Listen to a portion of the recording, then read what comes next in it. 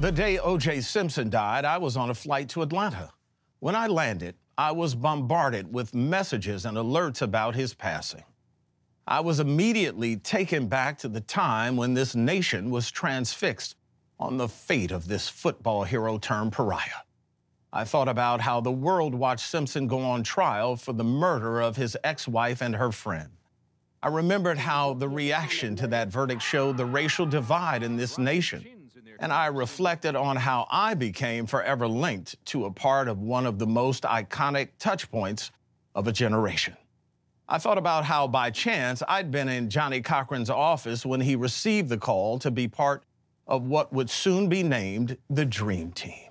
When the call was over, he rhetorically asked me if he should join the team. We both already knew the answer. I thought about how journalists were sending flowers and cakes and other gifts to Johnnie to curry favor in hopes of landing the interview with OJ. And I was on that list too. I thought about how once I secured the interview, many in the media questioned my ability to be unbiased. Certainly a black journalist would go easy on Simpson, while never questioning a white journalist's ability to objectively interview a white person.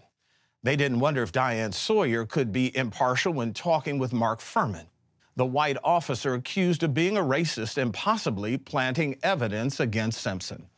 I thought about the day of the interview, how I felt like an athlete waiting for the championship game. And I was just wondering if Simpson would even show up.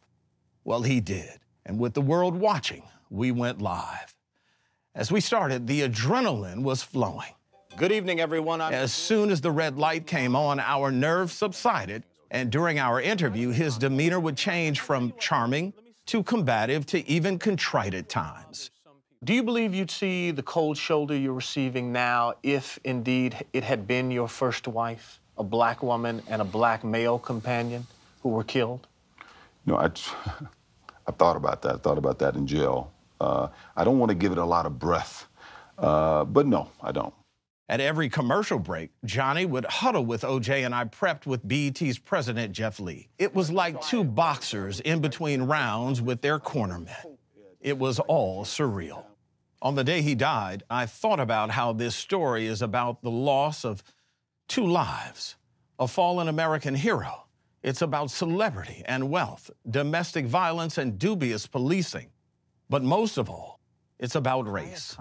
As I listened to others remembering the time and reading comments on social media, I reflected on something else, that our fascination with all of this was never really about OJ Simpson.